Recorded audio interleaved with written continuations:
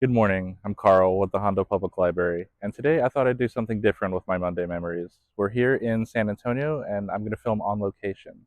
Today we're going to be looking at my favorite part of San Antonio's history, the missions.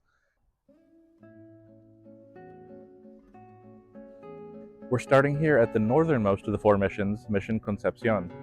The mission site was moved to the current location in 1731, and the church was completed in 1755. This makes Mission Concepcion the oldest unrestored stone church in the United States. Right here in front of the church, the earth is still sunken from quarrying the limestone. The outside of the church used to be brightly painted, but only some traces of the fresco still survive. They once depicted religious scenes and symbols meant to teach Christianity to the indigenous people who often couldn't read or speak Spanish. On October the 28th, 1835, the Texian army, under the command of Jim Bowie, fought a quick, decisive battle against the Mexican forces here. The Texians had weapons with a longer range and a better position, and the battle was over in only 30 minutes. Some historians consider this the first major battle of the Texan Revolution. So there's a lot of history here, but my favorite part about these missions is that this isn't just a historical building, it's a living, breathing historical building. Unlike the Alamo, which is entirely a museum, all four of the other missions are still functioning Catholic churches with church services. Which brings us to our next mission. Mission San Jose is the mission with the most personal significance to me.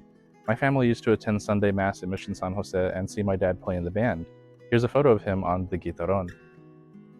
San Jose is the largest of the missions and is sometimes called the Queen of the Missions. The building here was constructed in 1733, and extensive restoration was done in the 1930s as part of Roosevelt's New Deal programs. The crumbling walls in the Indian living quarters were rebuilt, and you can get a sense of how the mission grounds would have looked back in the 18th century.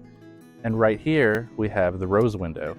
Folklore states that Pedro Huizar, a skilled architect, chiseled the design in memory of his lover Rosa, who sadly died at sea when the ship carrying her across the Atlantic went down.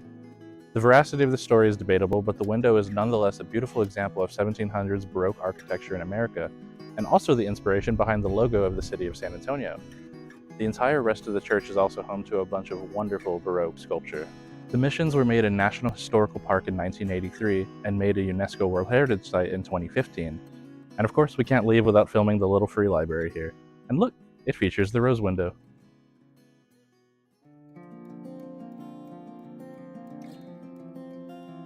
Now we're here at Mission San Juan.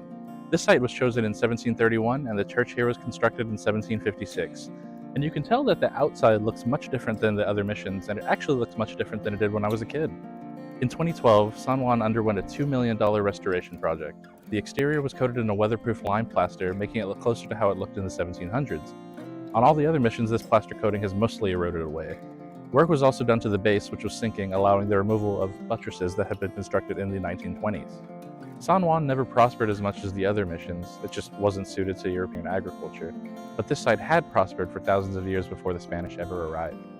The Payaya were a Coahuiltecan tribe native to this area.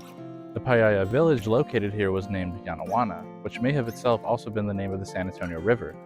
Archaeological evidence of habitation here goes back 12,000 years.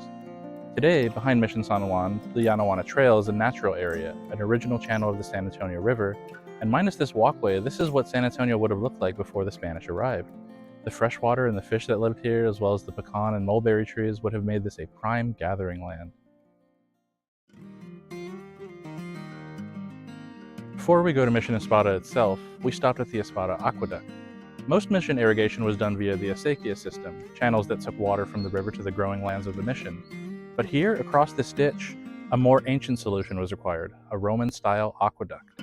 Here, water from the San Antonio River flows over the smaller Piedras Creek and continues flowing all the way to Mission Espada. Now, let's go. Mission Espada was originally located all the way in East Texas at the former border between the Spanish colonies and the French settlements. The missionaries moved around a few times before abandoning that site in favor of San Antonio in 1731, and this church was completed by 1756. You can still see the outlines of the old walls, but these haven't been restored, and so there are only small portions still standing. On my last visit here, the park ranger station here told us the story of Espada's door. The design was intended to be Moorish, but folklore states that before the door was finished, the architect got into a heated debate and was killed. The people who took over the project placed the stones incorrectly, leading to a unique door shape.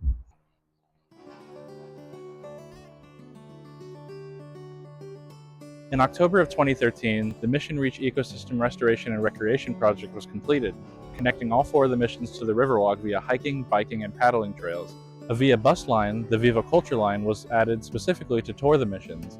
If you're ever looking for something to do in San Antonio, I highly recommend it. I'm from San Antonio, and every time I come here, it's still fun to play tourist in my own city. The missions are really something special. There's so much here that I wasn't able to cover in detail, so I'd love for you all to come and see it for yourselves.